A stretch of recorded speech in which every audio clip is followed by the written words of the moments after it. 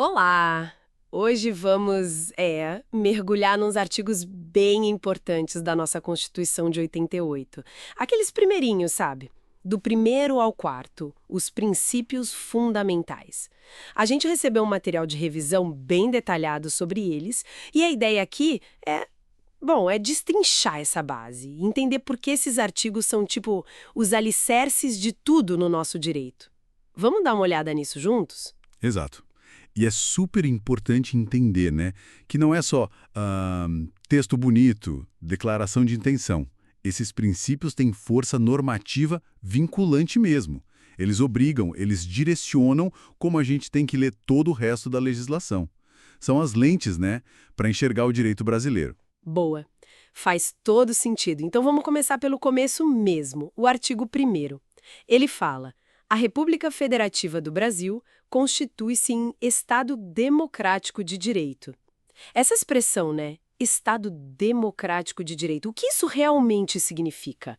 Assim, na prática, além do básico. Olha, é a junção de duas coisas essenciais.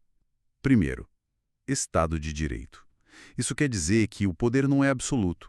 O próprio Estado, o governo, todo mundo, está submetido à lei. Ninguém está acima dela. E aí vem o democrático. Isso adiciona a parte da participação popular, da soberania que vem do povo, né? Não é só a lei existindo, é o povo participando das decisões, direta ou indiretamente. É uma evolução, sabe? Supera o passado do absolutismo, claro, mas também um certo Estado liberal que às vezes não garantia direitos para todo mundo na prática. O foco aqui é na efetivação, fazer os direitos acontecerem de verdade. Entendi. É a lei valendo para todos e o povo no comando, de certa forma. E dentro desse artigo tem aqueles 5 fundamentos: a soberania, cidadania, dignidade da pessoa humana, valores sociais do trabalho e da livre iniciativa e o pluralismo político. Pelo material que a gente viu, parece que a dignidade da pessoa humana tem um peso especial, né? Tem sim. Todos são importantes, claro. Soberania é a nossa independência, né? Para dentro e para fora. Cidadania, não é só votar. É ter direitos civis, políticos, sociais, deveres também, e poder participar ativamente da vida pública. Os valores sociais do trabalho e a livre iniciativa.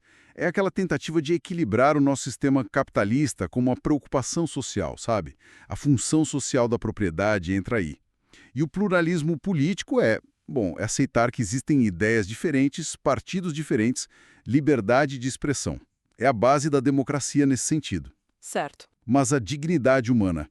O que é fascinante aqui, e o material ressalta bem, é como ela é vista como o núcleo, o epicentro de tudo. É o valor que cada pessoa tem só por existir.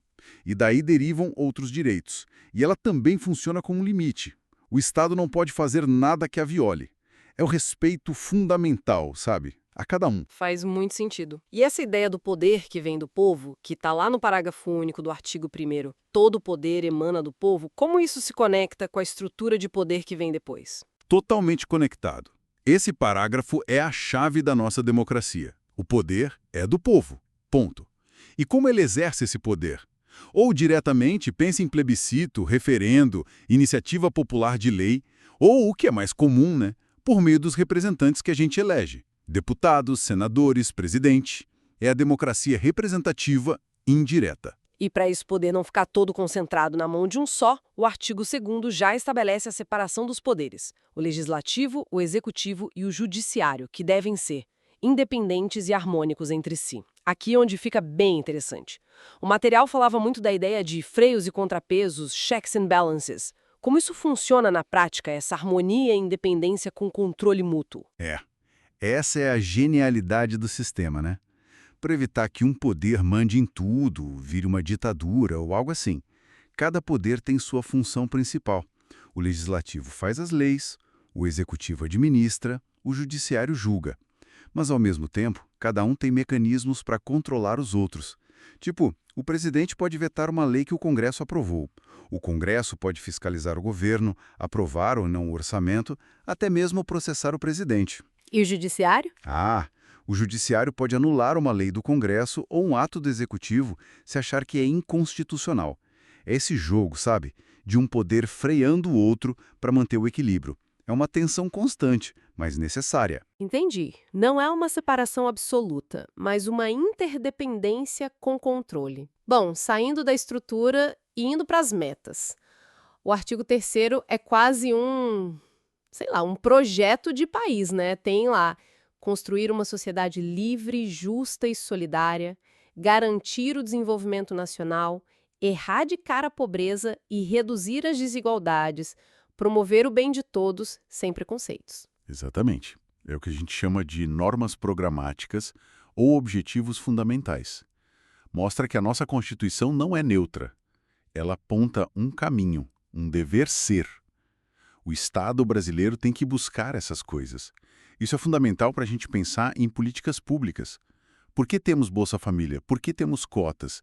Para tentar concretizar esses objetivos, de reduzir pobreza, desigualdade, promover o bem de todos. E servem de parâmetro para o controle também, né? Com certeza, o judiciário pode olhar para uma lei ou para uma omissão do governo e dizer, olha, isso aqui está indo contra o objetivo de erradicar a pobreza, por exemplo.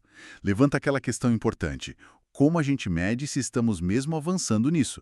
É um desafio constante. Total. E aí, para fechar esse bloco inicial, o artigo 4º trata de como o Brasil se relaciona com o resto do mundo. É uma lista grande de princípios: independência nacional, prevalência dos direitos humanos, autodeterminação dos povos, não intervenção. Igualdade entre os estados, defesa da paz, solução pacífica dos conflitos, repúdio ao terrorismo e ao racismo, cooperação entre os povos. Ufa! Sim, muita coisa. O que se destaca aí? Olha, reflete uma postura muito clara do Brasil, né? De buscar um equilíbrio, afirmar a nossa soberania, a nossa independência, sim, mas ao mesmo tempo se inserir no mundo de forma cooperativa, pacífica. E um ponto-chave: a prevalência dos direitos humanos. Isso guia a nossa política externa. E tem aquele detalhe no parágrafo único, né? A busca específica pela integração econômica, política, social e cultural dos povos da América Latina. Um foco regional importante. Interessante. Então, se a gente juntar tudo isso, artigo 1º, 2º, 3º, 4º, qual é a grande função prática desses princípios no dia a dia do direito? Os materiais que recebemos citavam algumas decisões do STF, por exemplo, para ilustrar. Exato, eles não são só teoria. Eles funcionam, em várias frentes. Primeiro, eles fundamentam todo o sistema. Segundo, eles ajudam a interpretar outras leis. Se uma lei é meio ambígua, você olha para os princípios para ver qual interpretação faz mais sentido. Terceiro, eles harmonizam. Se duas normas parecem conflitar, os princípios podem ajudar a resolver. E quarto, eles até suprimem lacunas, quando a lei não diz nada sobre um assunto. E os exemplos do STF? Sim. Pensa na decisão sobre união homoafetiva. Não tinha lei específica, né? O STF usou muito a dignidade da pessoa humana e o princípio da igualdade, lá do artigo 3º, para dizer que sim, casais do mesmo sexo têm os mesmos direitos. Ou discussões sobre liberdade de expressão e discurso de ódio. Onde está o limite? O pluralismo político, artigo 1º, é importante, mas a dignidade humana e a promoção do bem de todos, sem preconceito, artigo 3º, também são. É um balanço. Ações afirmativas também, né? Também. Elas se conectam diretamente com o objetivo de erradicar a pobreza e reduzir desigualdades do artigo 3º. Então você vê, os princípios estão vivos, sendo usados para tomar decisões concretas que afetam a vida das pessoas. Nossa, clareou bastante agora. Fica muito nítido que esses primeiros 4 artigos são muito mais que uma introdução. São realmente o DNA da Constituição de 88, a bússola moral e jurídica do nosso Estado. Perfeitamente colocado. É a identidade que o Brasil escolheu para si em 88. E aí, para a gente pensar um pouco mais à frente, fica a reflexão, né? O mundo mudou muito desde 88. Globalização, internet, inteligência artificial, crises climáticas, pandemias. Como esses princípios, dignidade, soberania popular, solidariedade, igualdade e cooperação, como eles podem e devem ser lidos e aplicados hoje, para continuar fazendo sentido e guiando a gente na construção daquela sociedade livre, justa e solidária que o artigo 3º promete, só que num cenário cheio de desafios novos e complexos. É uma pergunta que a gente tem que se fazer constantemente.